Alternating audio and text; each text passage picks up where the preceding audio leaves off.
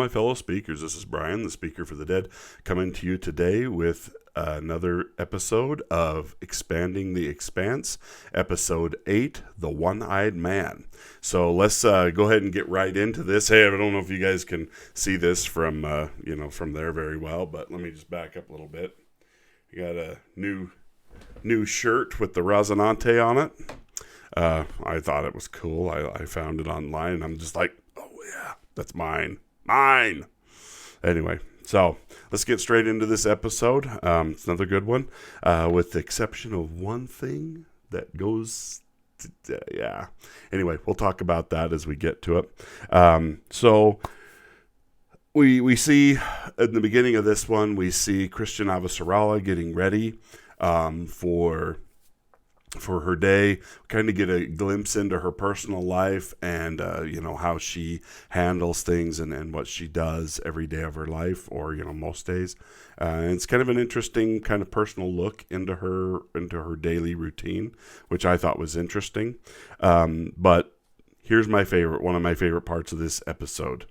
Fred Johnson comes back. We haven't really seen much of him this season, and I missed seeing him, although I have to say, not liking the new hairdo.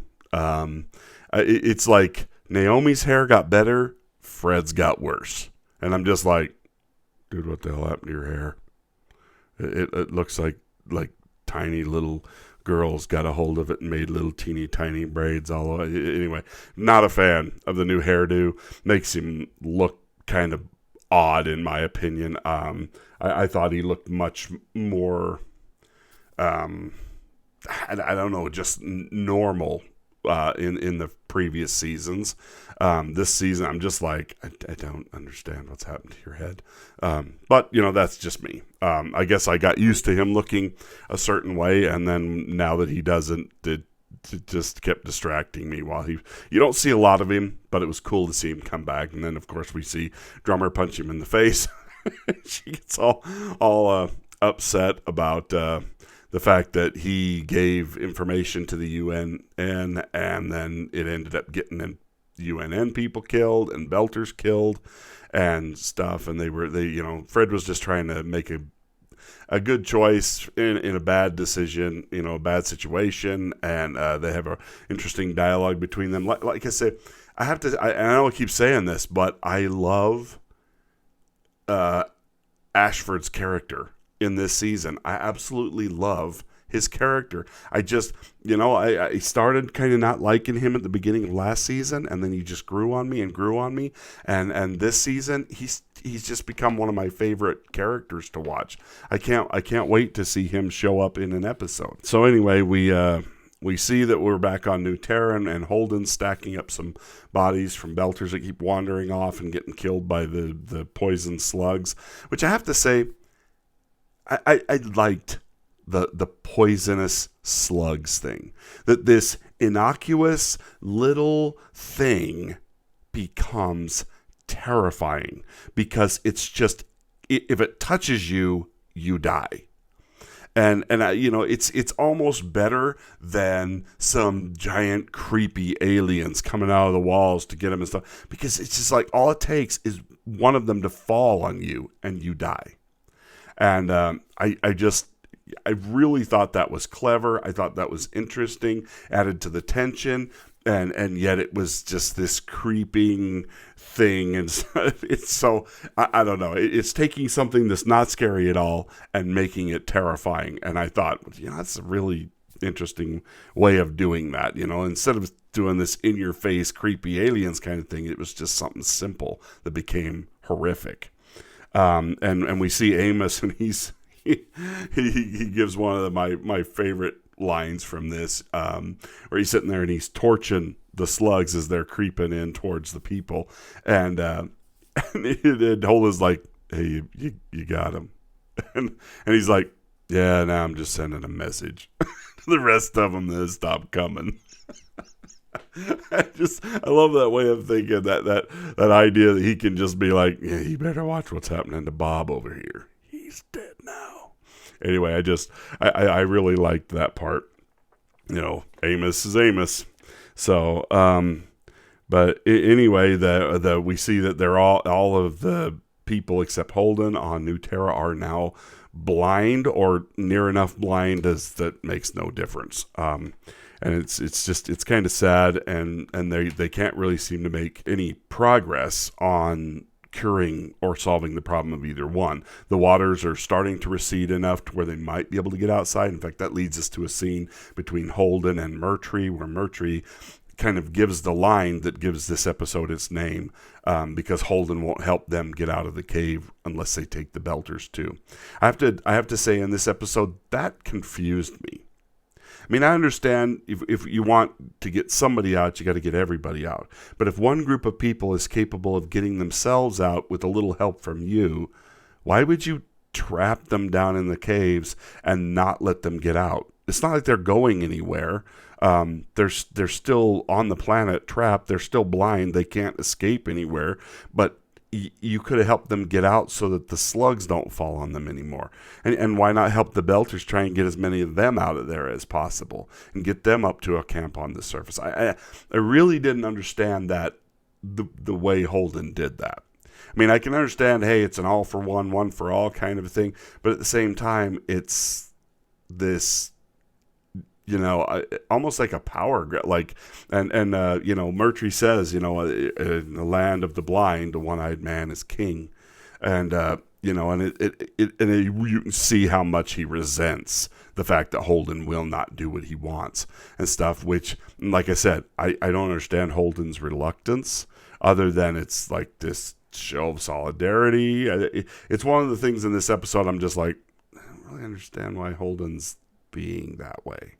I don't know. It was a little bit of a confusing thing for me, but I'm just like, well, he's trying to keep everybody together, I guess, so he's not trying.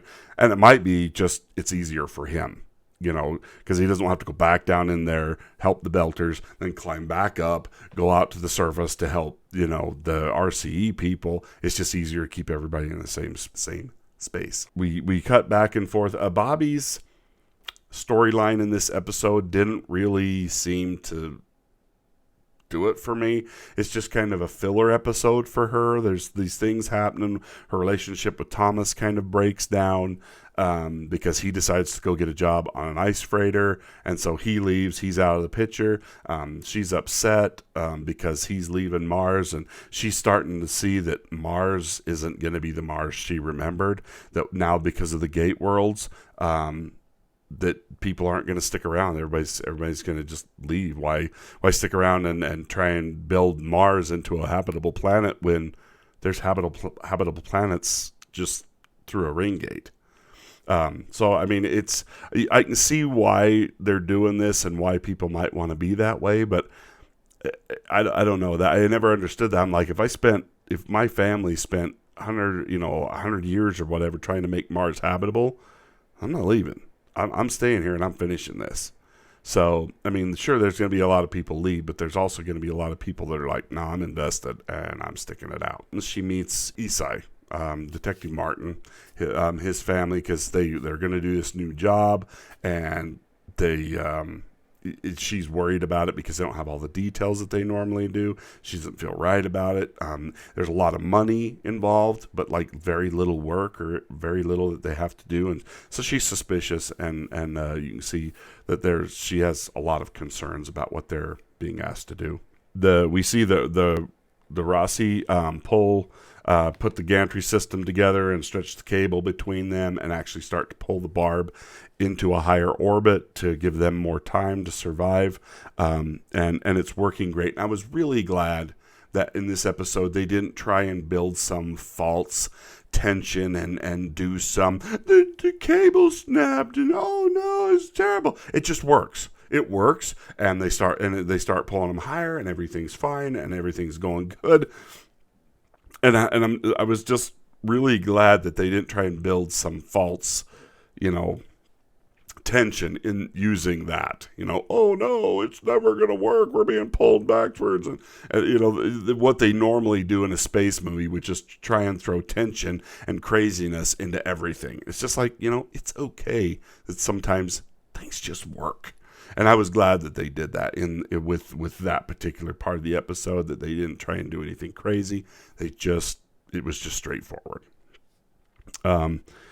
So Amos kind of freaks out in one scene with the Belters because he's lost his sight. He's freaking out, and he wanders off, and Holden ends up having to bring him back. And there's a really cool moment between Holden and Amos where he tells him, "I can't lose you."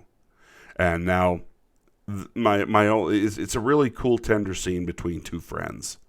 And my only problem here is that some loser group of nincompoops out there will take that scene and say, oh, Holden's really in love with Amos.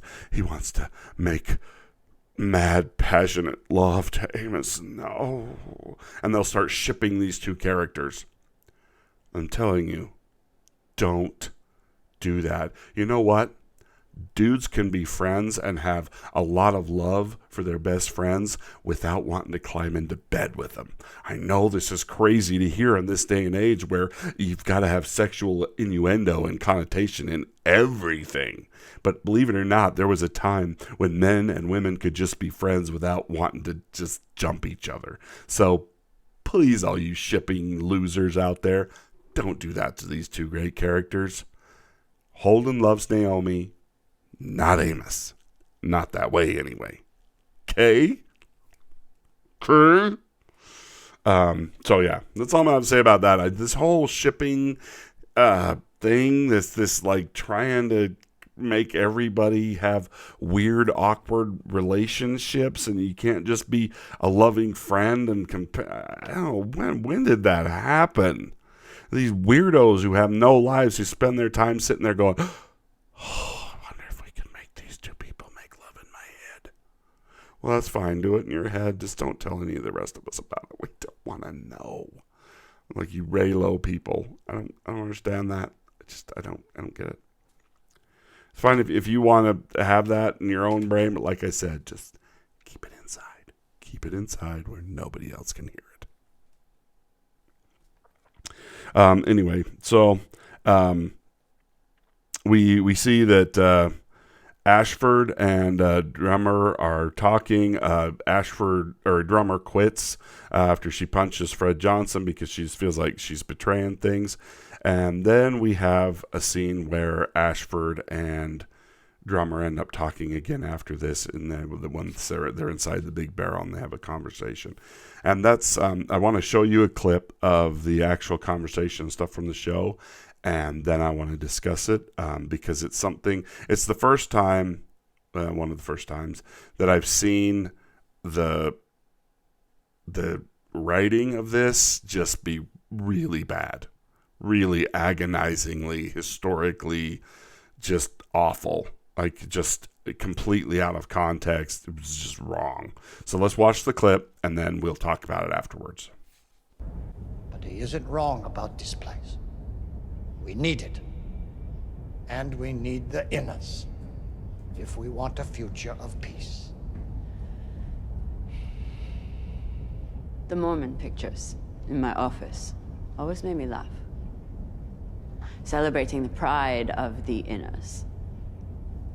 A history of coveting another's homeland and killing to take it. Okay. So there's the clip I wanted to talk about. Now, they're talking about the LDS Church, the Mormon Church. Now, as many of you know, and full disclosure, I am a member of the LDS Church. I am a Mormon. We don't call ourselves that, but other people call us that. And this, what she says, what Drummer says in this, is completely, totally, and absolutely inaccurate. The way she describes, like, I look at the Mormon pictures and they always made me laugh. The pride of the inners, coveting another's homeland and killing to take it. If you know anything of the history of the LDS Church, and I'm not trying to convert anybody, this is not a Mormon diatribe here. I want to set the record straight because, wow, wrong. Okay, the LDS people, the early LDS people were driven from place to place, hunted and killed for their property, for what they had, They would go to a place, build a town, build up this great community, build an area, build farms, beautify the land and stuff, and then people who didn't like them would move in, steal their stuff, kick them out, burn their homes, tar and feather them, and chase them into another place. They'd go to another crap hole, make it into a garden, and the same thing would happen all over again. It happened in Kirtland, Ohio, and it happened in Nauvoo, Illinois, and far west Missouri. Missouri actually went as far as to the governor signed an extermination order for Mormons. In essence, saying it was not illegal to kill a Mormon. It would not be considered a murder. Can you imagine that in our country, the country that provides people protection for their religion, the freedom of religion, the freedom to defend yourself, people were murdered by the hundreds and thousands because they believed in something different than other people. The LDS people never hurt anybody. They never destroyed anybody. They never went after anybody. Now, there were a couple incidents after the persecution got really, really bad, one of which was called the Mountain Meadow Massacre. And it was a huge mistake, a huge error. But I mean, the LDS people had been driven and scourged, and their husbands and families killed. They were driven out of the United States into a godforsaken wilderness called Utah. It wasn't Utah at the time, became Utah later on, but it was a desert. Like Lewis and Clark in their expeditions said nothing could survive there. And they went there, built a garden, made a great place, and it's the state of Utah now, and it's the capital city of Utah, and it's one of the most productive business cities in the country. But it's just, I mean, the incorrect telling of the LDS history in that point, the condemnation of the Mormons, like they did something horrible. Mormons never killed the indigenous people. They never went to war with the Indians. They never rounded up Indians and put them on reservations. That was other people that did that. They took areas that nobody wanted and made them beautiful. Nauvoo, Illinois was a swamp before the Mormons got there. They drained the swamp, cultivated the land, and made it a beautiful city. And so if when you listen to that, you get negative connotations about the LDS people, just understand that it's completely false and inaccurate. And this is the second time they've kind of done this on the show, which is weird because in the first book that I just finished reading, which is great, by the way, they don't talk like that about the LDS Church at all. I don't know if they do in later books. But just in this last two seasons, I've seen them start making negative connotations about the church and kind of looking down their noses at the church, and it's like, and none of it makes any sense, especially from the perspective of somebody who knows the history of the church. Like I said, I'm not trying to convert anybody to anything. I just want to make sure that people who watch this actually understand the true history here, that what they say in this is not the truth. And it's the first time that I really was like watching the show and I just thought, what did she just say? Like, that is the most twisted version of history that I've ever heard. That somehow the Mormons did these terrible things and that they were proud and prideful people. They weren't. They were humbled because they were humiliated and driven over and over and over again. The leader of the church was killed while in police custody by a mob. They just turned the jail over to the mob. They killed the prophet Joseph Smith, and nothing ever happened to the people that did it. I mean, the Mormons were terrible. They were terrible. Anyway, so just, find out the true history about that. It's actually fascinating. And you don't have to be a Mormon to do it. So, just don't believe the misconception that's stated in this episode, because it's the first time I really had a problem with this series or this season. I'm like, whoa, okay. But I'm a big guy, and I realize that people have misconceptions about the church I belong to, and that's fine. You don't have to believe what I believe. I'm okay with people believing whatever they want to believe as long as it makes them happy and they don't hurt anybody and they don't do anything bad to anybody. Just live and let live. It's the best way to be. Anyway, so it goes on, and they have these different interactions. Holden and Okoye, or Dr. Okoye, have this interaction where she finally figures out why Holden's immune to the eye parasites. And it's because he has the medical port, and he's been taking the cancer meds, which actually are killing off these parasites.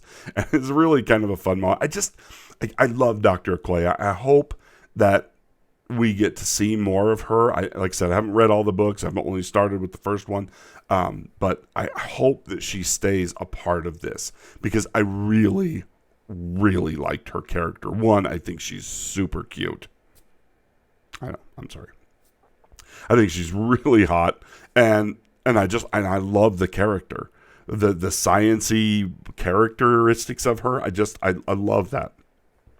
And she's just a fun person to kind of watch, and she's got a really kind of cool, moralistic, science kind of background, and I find the character just amazing. And she figures it out, and then she's standing there, she's blind, and Holden's fight, like you can just hear him sigh, and he's like, I can't believe we figured this out, and she's just like, it's nice to see you. I haven't seen you smile in a while. She's looking right at him, and she's totally blind, and he starts laughing. It's just kind of a cool moment in the show, and I really like that. It just I'm skipping over some things in the episode that aren't really necessary to, talking about this in general. So it's really fun. Then one of the more interesting scenes comes at the memorial for the 12 Marines that were killed in the raid on the Belter ship. And it's really a cool moment for Avasarala, where she tells the story about her son and how he was killed by the OPA. She wanted to know who to blame, who to hate. And she takes all the responsibility for the attack on herself, and just really, really comes across just great and human. And it's just kind of a special, neat moment. And you even see Nancy Gao just sitting there like, wow, I can't believe she's doing this, And like I said, I've not been a real big fan of the character of Nancy Gao. She reminds me of the things I hate most about politicians. Of course, Avasarala has some of that as well. Then we find out later that when the media comes up, there's some reporters come up to Nancy Gao after the ceremony, and she's just like, hey, she's a great leader, and she took responsibility for what happened, and this and that and stuff. And then the reporters are just like, well, what do you think about the new images coming out of New Terra? And we come to find out that Avasarala has leaked the images of the big machine that they had to torpedo to get shut down, and it just kind of takes the wind out of Nancy Gao's sails. And it was a great moment. I'm just like, ha ha, loser. This is why Avasarala has the position that she does. There's crazy things that can happen on these worlds. I mean, the eye parasites, the poisonous slugs, the giant machines tearing across the countryside. It's like, there's more to these planets than just jumping in a ship and going setting up a colony. I mean, that's one of the things I loved about Star Trek is they would go and explore the worlds, make sure that they were safe, do all this stuff, and then they would build a colony. But in this show, it's just like they haven't learned that that's probably a good way to do this yet. And so it's just kind of an interesting, and once again, we get a scene where I just want to punch Arjun Avasarala in the face. Her husband is just a butthole this season. Yeah, I really don't like him. He comes in and he's all mad because she's done exactly what he said to do. But she didn't do it the way he wanted, or the way those political losers that are trying to help her win her campaign are telling her to do it. And so it's just, anyway, and he gets all butthurt and upset, and you used our son for political advantage. And it's just like, I told the truth about our son. The fact that it helped me politically, well, that's the way it is. But like I said, and her husband is just acting like this little whiny baby, and I'm just like, what happened to the Avasarala husband that I liked? I'm just like, I don't like his character this season. It's really struggle every time I see him on screen. I'm just like, I don't like the way he's playing. I don't like the actor. The actor's fine, but I don't like his portrayal of the husband. The way he delivers the lines, the way he acts and stuff. It comes off like he's a totally different person than the one he was in the last seasons, which, okay, yes, technically he is a different person, but he's still the same character. And that's what bothers me. It's like his character has changed. And I didn't like that. I found it very distracting throughout this whole season. It's just been, I just keep wanting to go, dude, what the hell happened to you? Something wrong with you. Anyway, so then we see that they figure out how to cure the parasites. They start curing the parasites, and to celebrate, Murtry goes, "Have you got the shuttle figured out or on a proximity fuse? Because he's going to attack the Resonante because they're pulling the barb into a higher orbit, and it's going to mess up all his plans for making billions of dollars." And I'm just like, seriously, dude? Like 10 seconds ago, you were blind, and Holden should have just left you to die in the tunnels. But anyway, so he's being a prick, as always. He plays a great bad guy. And then we see Miller show back up. I have to say, I miss Miller. I really miss Miller. And whenever he's not in there, I wish he was back. And so I was glad to see him back in action this time. But we only just get him for a few seconds. He shows up. Miller's like, "Where the heck have you been?" And he starts to flicker, and his clothes are changing. And then right the last time he flickers, he screams, "No." And you can tell the way it happens, it hurts Holden's head or ears or whatever. And then boom, he flickers out of existence again, and end of episode. So it's a great setup for the next episode. Cannot wait to talk about the next episode. It was probably my favorite out of the whole season. I mean, they've all been great, but next episode is by far my favorite episode. And so I'm really looking forward to doing that. I'm planning on doing a live stream on that one because I'm that excited about it. Watch on Friday. I will put out a time for when that live stream is going to be so that we can get together and actually talk about it together. So look forward to that. It will be the 17th. 17th of January, 2020. If you're watching this afterwards, too bad you missed it. So we'll do a live stream, and then I will post it back up as a video after the fact, after I've edited through it and stuff. So great episode. There's a lot that happened in this episode. One of the things I didn't mention is that Ashford is getting ready to go hunt Marco and Eros, which I'm ready to see Marco and Eros just get whacked. I'm sorry to say that, but yes, totally want him to get whacked. Anyway, and Drummer's quit, and we don't know what's going to happen with her after this. And just another great episode. I hope you guys like this video. Like, share, subscribe, tell your friends about what we're talking about here on my channel. And like I say, I love the Expanse. I'm buying clothes, and I actually got something really cool here. I bought this model of the Resonante. I found it online. I was looking for some other ship models, and I got this one thinking it would be bigger. It isn't bigger. It's small. But hey, it's the Resonante, and it's the only one I could find. So for now, this is going to have to be what it is.